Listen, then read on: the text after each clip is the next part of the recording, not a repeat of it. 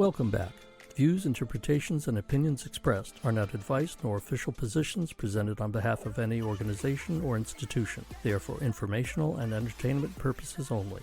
Now, join Ryan and Peter for another episode of the Tracking Wisdom podcast. Good morning, everybody.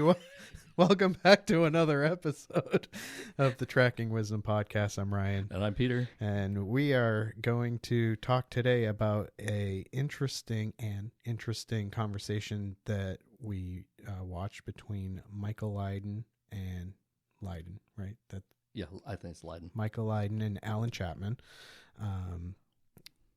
And let's see. So Michael Lydon hosts this conversation. He's a spiritual teacher, and his guest was an author, Alan Chapman, and they talked about themes of spiritual awakening, mystical practices, and the intersection of ancient wisdom in the modern experience, and in particular, Magia. So specifically, Alan Chapman is a teacher of Western magic. Well, okay, so I don't want to, it's basically what people would think of when we say the occult. Yeah. It's like he teaches from Aleister Crowley, like he studied Aleister Crowley, and who is kind of the mage of Western magic. From the 18th, 19th century, 19th to 20th century, somewhere in there, the age of spiritualism. So Chapman says that he recognizes in Crowley's work, or in the arc of his life, an enlightenment process that Crowley himself didn't recognize. And so that's the basis of, basically that's the basis of most of Chapman's work, it seems like. He started pursuing, he has a big background in lots of spiritual traditions, Buddhism and others, but came into contact with Crowley's work and started studying it, and then started having experiences from doing magical practices. And he recognized them as being, he recognized magic as a tool of enlightenment. So that's why he's in this perfectly okay group. Now I'm reluctant to say POK. In this conversation with Michael Lydon. So I do have a question about, so Perfectly Okay is a members only group, and we're sharing content, like we're discussing members only content. So I'm kind of, I don't know, maybe we should, like before we publish, we should investigate that. It's fair. I mean, it's not like it's a closed group. It's meant for anybody who has either taken the course or has been awakening. So if you've taken the course and you have not transitioned, you're still, if you've taken some of one or more of Jeffrey Martin's courses, including the free ones, or the Finder's Course and its derivatives. Even if you haven't transitioned, they'll admit you. So anyway, just to put that disclaimer. Yeah, I will do investigation. We're not sharing the conversation. We're just sharing some tidbits of our his response and his work, and all in all, that generally falls into a fair use scenario. Right. So Chapman has written a bunch of books on magic as a tool for enlightenment. Basically, teaches magic as a spiritual teacher, as opposed to as an occult teacher, which is interesting. And he does. I think the problem is that some of the most interesting stuff is from the questions. So Sure. we can talk about it, but I don't know if we can publish it. So we were saying just before we came on, there's a question of someone asked a question because he was under psychic attack. I mean, this is someone who obviously is works himself in the context of magic, which is not a context that I have at all. But he was bringing the question to Chapman, I'm currently under psychic attack. What do I do? Right. And Chapman was very skeptical and said, well, I mean, the first thing you have to do is decide whether you're delusional or not. Right. Because it's easy to be delusional about these kinds of things. And he wasn't being flippant or dismissive. It's just this is part of working with magic, is you have to, as with any spiritual practice, is you have to understand whether you're deluding yourself, which is why at a certain point it's critical to actually have a teacher of some kind.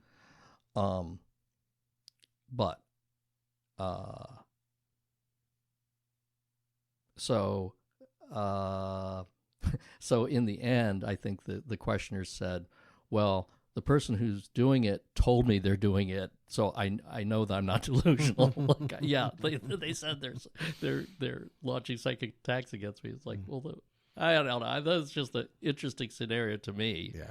Like, what the heck are you doing? Like, what? I don't know. I mean, how do you travel in circles where people use the kind of the discipline that you're mutually engaged in Negative to harm you? In an Like, attacking way. Yeah. But as we know, I mean, as anyone knows from our culture, that's the way magic is seen. Sure. Yeah. Right? It is primarily known as black magic, and then people have to defend it saying, no, there's white magic. And, Right. I mean, the whole Western Christian, even Judaic, I would guess, orientation is, the institutions are all saying, oh, this is Bad. all bad stuff. It's all forbidden. Tools of the devil, whatever, right? I will say that, well, we'll get, when we get to the angel practice, I have something to say about that, but yeah, so I guess going to the beginning, Chapman says that Crowley got into a lot of trouble for himself because he was doing these powerful practices and he actually got on an awakening path but didn't know it. And now, I don't think he says that Crowley went through Dark Night of the Soul. I don't think he didn't say that specifically. That's not wasn't my impression. Like, oh, and then he got stuck in Dark Night of the Soul, and that's why he had trouble, which is normally what you expect to hear is a story of someone who had trouble with an awakening process. So I think it's interesting that Chapman doesn't say that. So I'm kind of curious to look at some of his books and find out. Yeah, he didn't seem to expound much on what he spoke about, kind of generically, like he's known and he didn't help himself. You know, he's kind of known as being unsavory. Yes, and that, whether or not he was or wasn't, he didn't like help himself in that regard. Right. But they didn't give any context on what exactly he's known for, air quotes, or anything like that. Yeah, so I think, and that's something that we can probably wiki. Probably. So he said that he's innocent of most of the charges that are generally made against him. Because I guess his reputation is, oh, here's an example of a bad guy. Right. He's like an evil magician kind of thing. But Chapman says he's innocent of most of the charges, but he's morally responsible because he brought it on himself. Right. Which is, yeah, it's kind of vague. Mm-hmm. But I think what was the overall comment you wanted to make about this video? I thought you'd said there was like a... I do, but I want to touch it last. I feel like okay. it's okay. way off track. Okay. This spawned an observation for me, but it's really not very relevant to the conversation. So one thing I thought was really interesting in how I experienced this conversation was that although I wasn't familiar with the context, I recognized most of what Alan Chapman and Michael Lydon.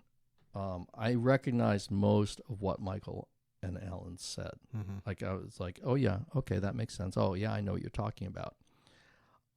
Which is weird because it seemed like, well, there weren't that many questioners.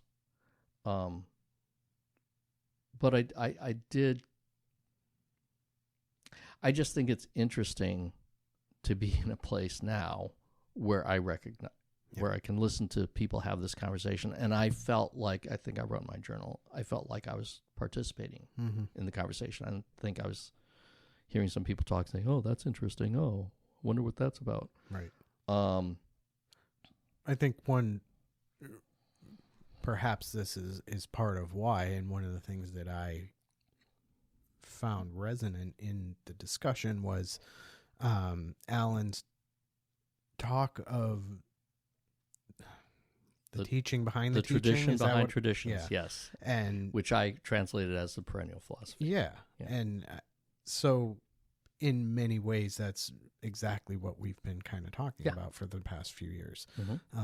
Is this assertion or assumption, expectation that there is an underlying teaching that is present through all the various sects and branches of wisdom and spirituality and philosophy.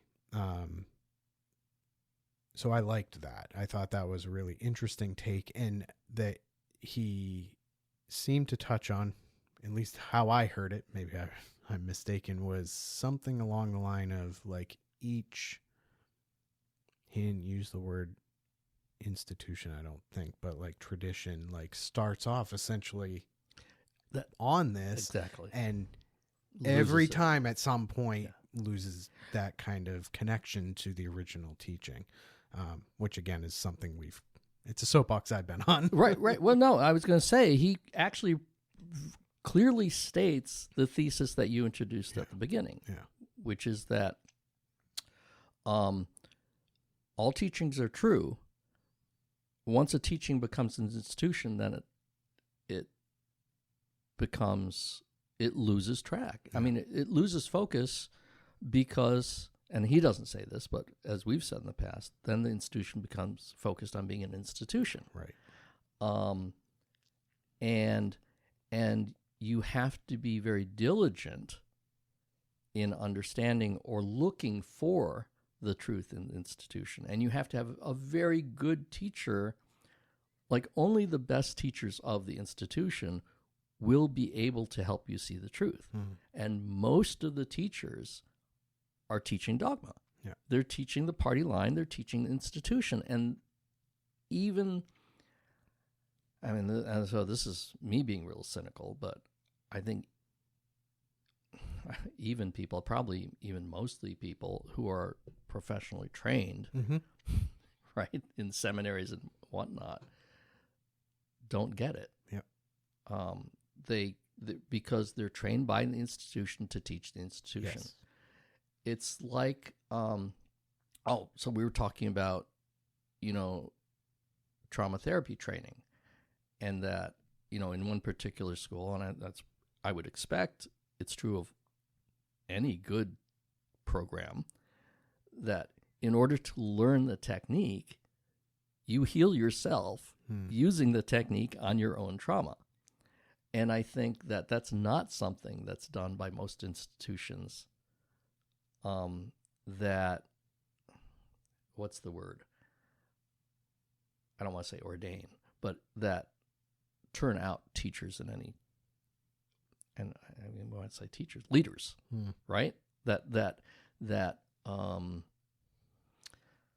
I guess I have to say ordain leaders, right? Or Certify. designate or certify, right? That kind of thing. They ordain leaders of the institution. Right. They don't ordain skilled practitioners of the practices. That, yeah, I don't know. I mean, that's a very cynical take, but I think it's a fairly safe one. It is, but I mean, you think of, let's take a more secular example. You talk about like a doctor or something. You could have a top doctor from, you know, an Ivy League school who was top of their class, and you could have somebody who turned out of a medical school at the bottom of their class, and by and large forward facing to the public, nobody's the wiser. And obviously there's going to be different levels of skill that are involved with different practitioners. Right. And just because you pass doesn't mean just because you pass the driving test doesn't mean you're a good driver. Exactly. Yeah. So, so Chapman does comment a lot on that, not in terms of the Western Church or Christianity or anything like that, just in general. Yes. I think, I mean, and he points to what we've talked about before was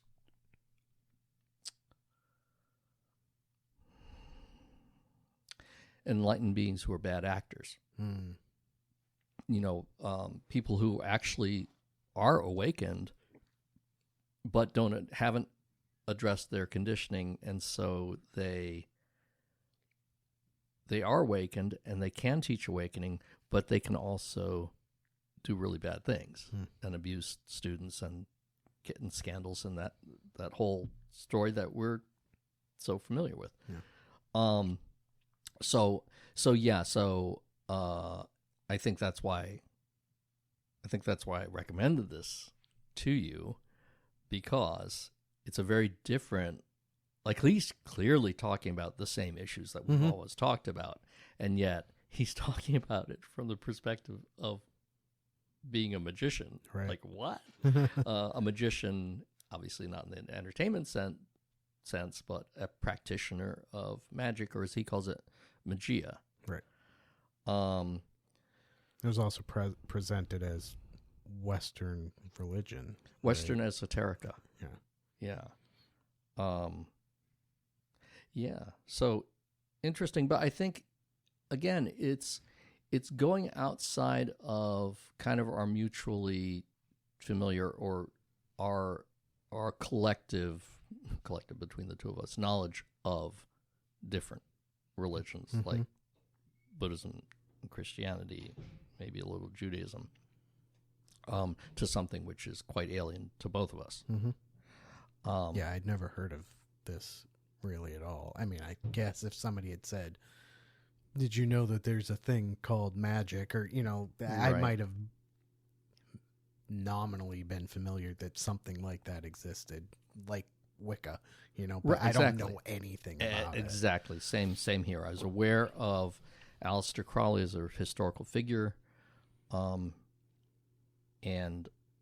I mean, basically, I probably know him from fantasy fiction, like Cthulhu, like Lovecraft. I think Lovecraft probably referred to Crowley in some of his stories, or any fantasy fiction that names like historical magic texts, Right.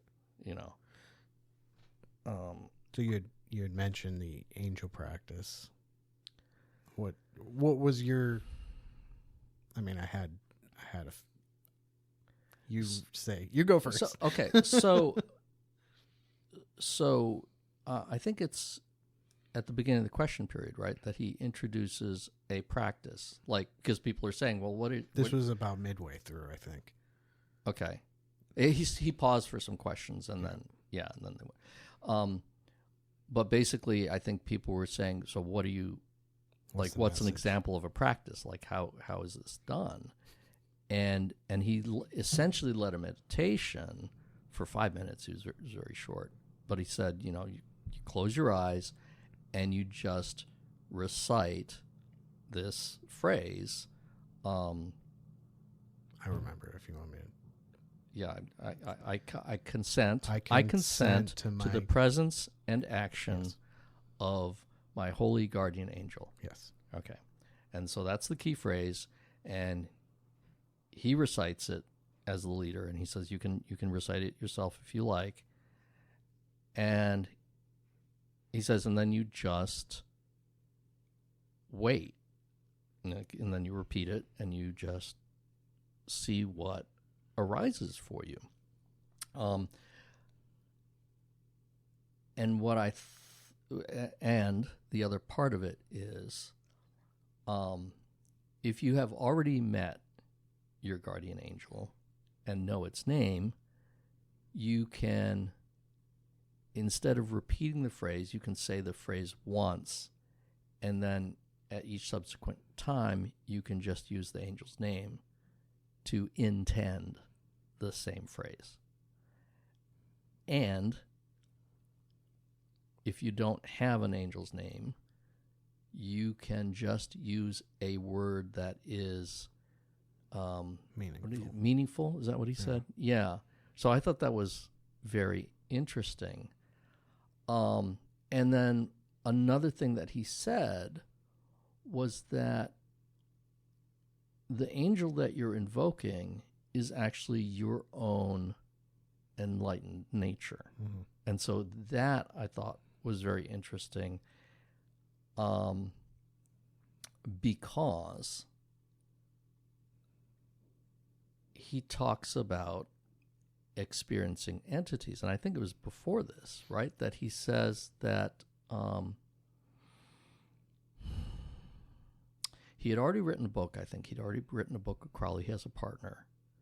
And he had written a magic book. I think that was the Advanced Magic for Beginners that he wrote. One of his earlier books he wrote with a partner. And then he was on some retreat, and this entity came to him, I think is the way he tells the story. And that the entity told him that he had to teach. And he didn't want to. And then I believe after that he then went to his partner and said, "Hey, we have to do some work." And then they did the practice together, and they both spoke to the entity. Isn't that right? Something along that line. Like they had a mutual experience of a being. That was my understanding. Okay. I don't remember specifically the mutuality of it. Okay. Which I thought was significant. Mm-hmm. But so this is the point that confuses me, is that if the entity is your own enlightened self, then how can you mutually experience it? And I mean, I kind of hear myself saying that and say, well, that's a stupid question, because we've kind of talked about this before. I'm like, yeah, I mean, that is the nature of awakening experiences, is that you become aware that, oh, this isn't my experience. This is the same experience that, and especially if you do group work or dyad work, you see like this other person is experiencing what I'm experiencing, and you recognize like we're seeing the same thing. So I guess that's what this is. It's just interesting that, I guess if you're sufficiently oriented, like if you're both they both studied the same Sure. teacher and the same works of Crowley, then I guess that's going to be sufficient mutual conditioning that they have the same experience. Yeah. But so I guess what I'm saying is, I don't really believe in external entities. Mm-hmm. I don't know. I'm kind of feeling paradoxical because I don't believe in external entities, and then I also do believe in external entities. And I think we've touched on this before, right? That kind of going to Hoffman's model, I believe that we contact other conscious agents that aren't part of the normal space-time interface that we, under Hoffman's model, have evolved into. And then it's weird. Yeah. And they're supernatural because they are outside the space-time interface. They're not part of the normal interface. That we're using our true nature to access other consciousness that's hasn't evolved with our interface. And so they're really strange. And paradoxical. So I don't know. I guess what I'm doing is I'm verbally shifting between kind of a conventional orientation of, oh, I don't believe in entities, they're just expressions of our own true nature, and a more absolute orientation of, oh yeah, of course there are. Of course there are other consciousnesses. That's kind of the whole point.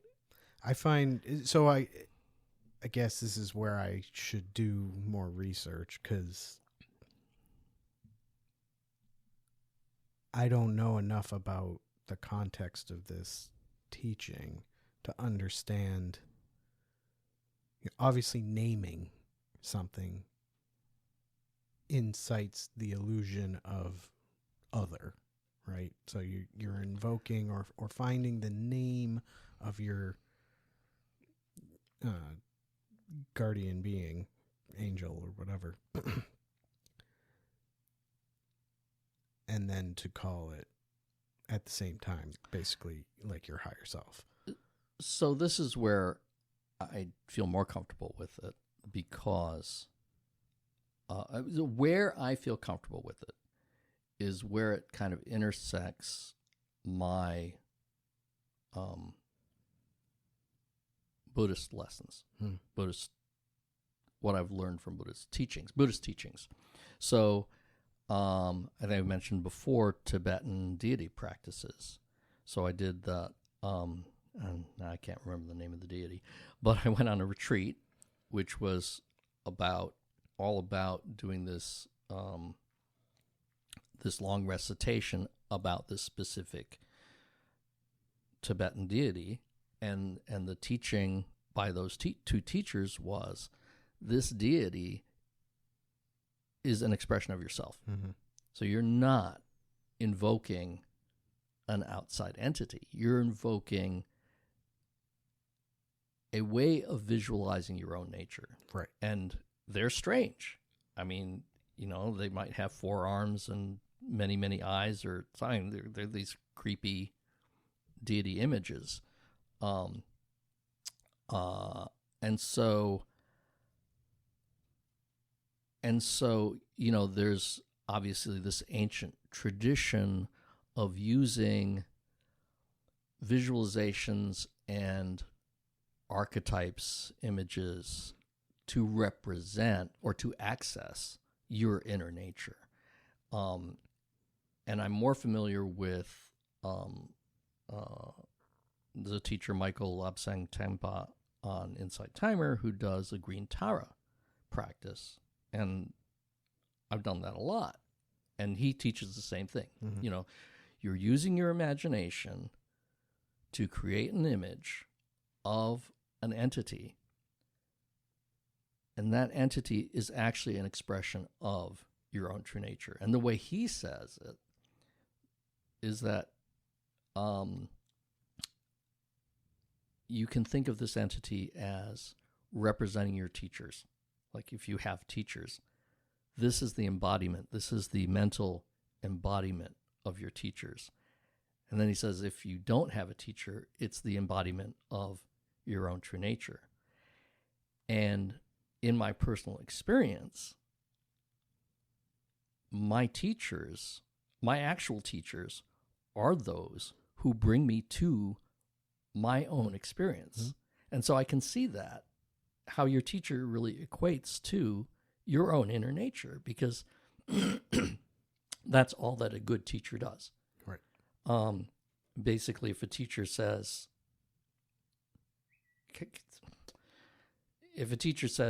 you have to worship me, or it's all about me, that's not a true teacher. Now we get into the sticky part, because, of course, as we said, there are awakened beings who are teachers who do that. Yeah. But it's not wholesome. So it doesn't mean that they're not awakened. It just means that you're probably in trouble.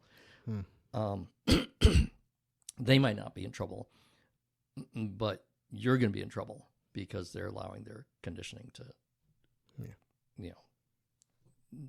create misbehavior.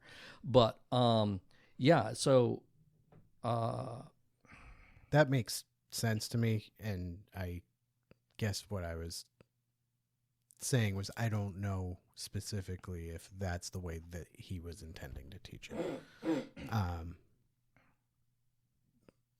You mean the angel practice? The distinction or resolving the paradox of this is your true nature, and there's this like sense of other selfness to the being. But the way you expressed the Buddhist teaching around it is the way I would reconcile it within my own understanding. I think what we have to, let me try this out. I think the paradox resolves because, so Hoffman has the ultimate one, mm-hmm. right? The super consciousness, the culmination or unification of all infinite conscious agents. And that inherently each conscious agent, that is the nature of each conscious agent. Right. It's like, each of us as a wave are actually the ocean. Right. And this is where, the metaphor breaks down again, because we're not a part of the ocean. Right. We are the ocean. Exactly. And it's hard to, this is where, as we say, the language breaks down, because, you say, you don't really want to say, I am God. But if you can't say that, then you're not really getting it. Mm-hmm. But it doesn't mean I, the human, am God. Right. It means I, the true I, is, there's only one true I. Mm-hmm. I mean, I am is, mm-hmm. That's the, yes. Yeah, absolutely. So, yeah.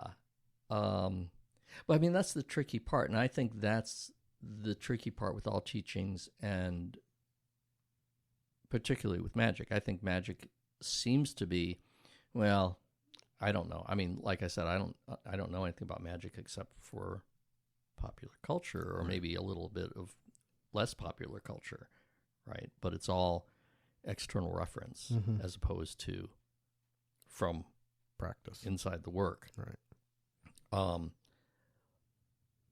It has the reputation of being, let's say that. Mm-hmm. It has the reputation of being very subject to abuse. Mm-hmm. Very dangerous, very, I don't know.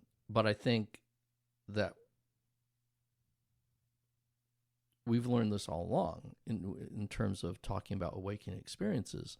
There are hazards that you have to look out for. So if you're approaching any practice I mean, it's not even a question of whether you're approaching it with the intention of awakening, because you can have awakening without intending it. Mm-hmm. So if you come into contact with awakening, there can be risk because of the way the conventional self responds, because of the way the ego responds. There can be traumatic experience from awakening. Yeah. And so I think that's focused on our culture. Looking at magic or talking about magic or portraying magic focuses on that aspect. It's like, oh, well, then you're going to get possessed by the devil or demons are going to, you can't control the entities that are going to show up. Those are the typical stories. How much of that the occult? How much of that is driven from Judeo-Christian institution? Right. Institution. Well, of course. I mean, I think that's true. Is that I think to me the big question is why. Oh, well, I know Chapman calls it Western esoterica. Mm-hmm. That's why, Mm-hmm. because it's the local version of other practices, unorthodox, I guess, practice that gets attacked by the local institution. Mm-hmm. So the local Western institution is the Christian church, and the local unorthodox practice is magic, and so the church has got it out for magic. Yeah. And I think they would have the same sort of message towards shamanism or even Gnosticism if there were really a strong competitive community around that. I don't know how much. I know it was bigger in the beginning. As far as I understand, Gnosticism has essentially fallen away and doesn't have very much following, but I don't know that for sure. Is that not... Do they not refer to it? Didn't Gnosticism come up in this talk? I don't remember hearing that. I was listening to it at 2 times speed, so it's possible. Yeah, I'm trying to find the search command in... It's at the bottom. Oh. No, I'm in Google Docs. Oh. Find. Okay, find. GNO. Oops, come on. It took that long to type. Wow. S.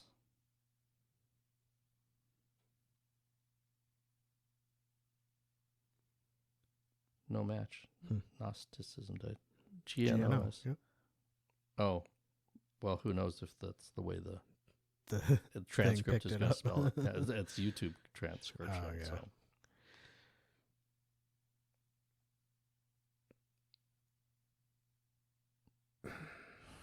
I mean, this is my continued internal battle around messaging and my concerns with rigidity within institutional messaging about demonizing alternative philosophies and thoughts and approaches. This is a brand new iPad. Oh. This is like 2 months old. Wow. What happened? It's just it keeps on crashing. Yeah. No, every time I try to type in this Google document search, it crashes. Well, it doesn't crash. It just closes the app. The app pretty much the app, well, it's the app crashing, right? It's not right, the iPad. It's not the iPad. It's because it's not an Apple product. Yeah. This is crazy. I type N, literally. I'm trying to type N to spell Gnostic. Yep. Phonetically. No, as soon as I hit the N key, it shuts the document. It closes it. It's crazy. Maybe it's telling us something there. Yeah. Maybe there's an entity. Anyway, so you were saying? Yeah, nothing that I haven't said before specifically, but the basic premise that was being presented here was that there was an authentic higher spirituality and the tradition behind tradition, which I greatly appreciated as far as a teaching and a way of approaching these teachings. His discussion about getting caught up in awakening.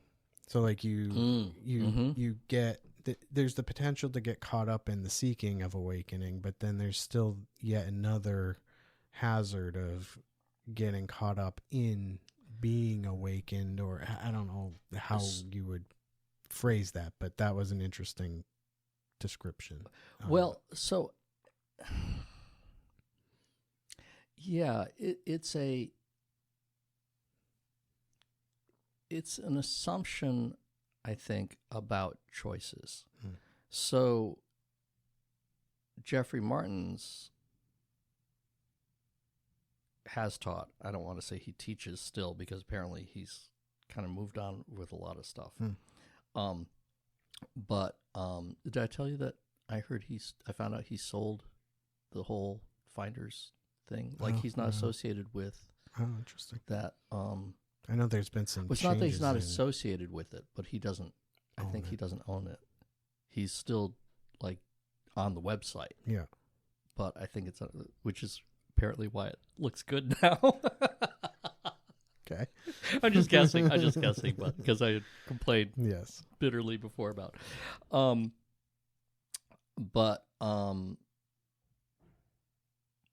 So Jeffrey is very, very, I don't want to say agnostic. He's very open about, what's the word about being unattached to something? Being very open to something. It's not agnostic. No. Yeah. Like when you have two computers that aren't, or that's agnostic, software that's not attached to a platform. They call that agnostic. Like agnostic. Yes. Okay. Well, anyway, he has the locations, and he says there's no best location. Mm-hmm. It's like you do what you want to do. Mm-hmm. If you want to stay in one location, that's your choice. That's what you do. And if you want to explore and keep on, and so in that sense, it sounds like Chapman has the position that the correct way to experience awakening is to continue to explore. And so he talks about getting stuck, getting trapped in bliss. Mm-hmm. And it's like, but, because I had early on said, I really want to get to location 3, and like that's where I would hang out. Mm-hmm. Because that's the location that's like the most positively described, and one of the descriptions is everyone loves to hang out with someone who's location 3. Like, it's just great to be around. It's like, I would love to be like that, right? Now, I no longer really feel that way, but it's not because I think it's a bad choice. Mm-hmm. And it sounds like Chapman is saying it's a bad choice. Like, you shouldn't get stuck in bliss states. I mean, I think it's a question of your intention. What's your intention, yeah. Right? I mean, if you're looking for relief of suffering, I don't understand how you could possibly go wrong being in bliss states. Right. It's like you've done it. You've relieved your suffering. But what he's saying is awakening is not an endpoint. Right. And this is actually what the AI summarized too. Awakening is not an endpoint, and therefore you shouldn't look at it as an endpoint. Like if you're, I think what he's pretty much saying is, if you have the attitude that awakening is a destination, then you're missing the point. Yes. I don't think he was saying it's wrong in any way, but I think that was what he was saying. So I think the way I would put it is that the nature of awakening is that it's an ongoing process with infinite potential until you reach the mathematically indefinable one, right? I mean, it's infinite. I mean, that's what Hoffman's ontology describes, or postulates, because you can't describe it because it's mathematically inaccessible, right? Due to whose theorem?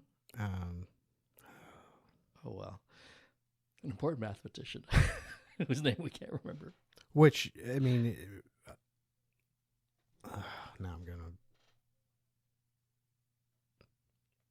But that theorem, I think, aligns well with what Alan was saying in that moment, which was, number one, take any individual incarnate and their current experience is like the most profound awakening that they've experienced, right? So like you have, like, everybody's experiencing that profound profundity, you know, regardless of how much awakening, I guess, if you want to put a quantified term behind it, right? It doesn't matter, because every time, and so there's that function, and that the next part of that is that there's always something more beyond the horizon. Exactly. That's what I was going to say, is that he says the infinite, he doesn't call it the infinite, but basically the infinite is always calling you beyond the horizon. And I think, but I don't know if that's, let me think about it for a moment. I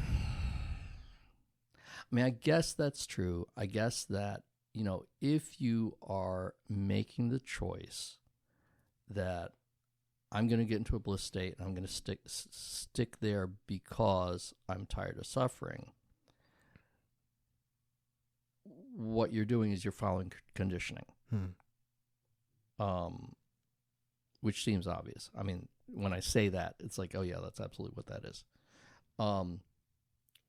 So in that sense, you're not awakening. You're not, I guess in a sense, you're not continuing your awakening. We keep on coming back to this idea that awakening is the process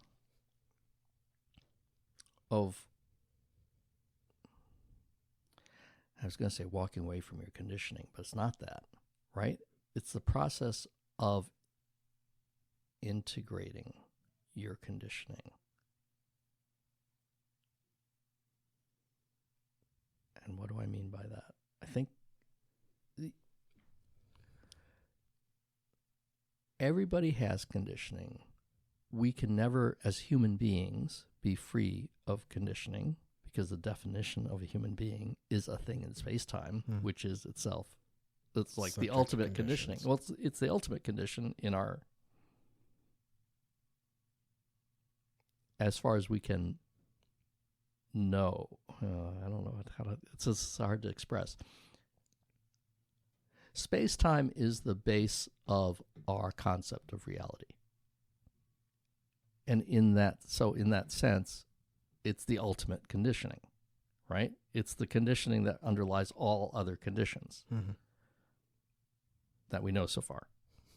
Oh, that sucks. I just realized, like, so we could get out of space-time, get out of the interface, and find more conditioning. Yeah. Oh, that totally sucks. I just realized that. Why did I just realize that? That's so weird. I mean, I guess that's just to say that every level of consciousness is a condition until you get to the prime. Yeah. That's the only unconditioned state,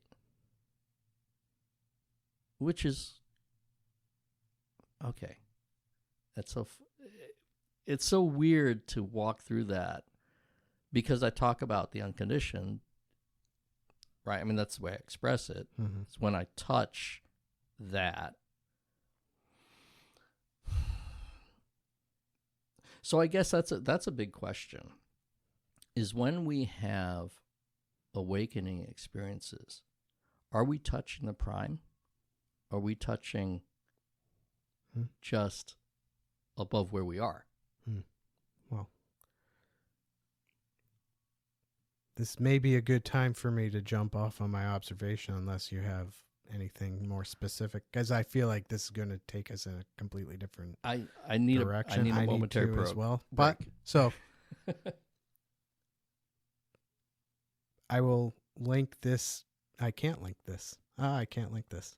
Well, hopefully that was useful to you guys. I'm going to end this episode, and we're going to pick up this conversation in the next episode because I think it's going to.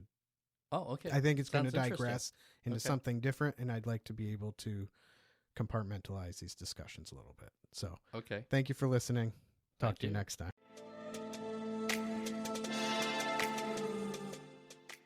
Thank you for listening to the Tracking Wisdom podcast. Join us next time as we continue the discussion. Don't forget to follow us on Facebook, Instagram, and YouTube, and visit www.eth-studio.com for more information and content.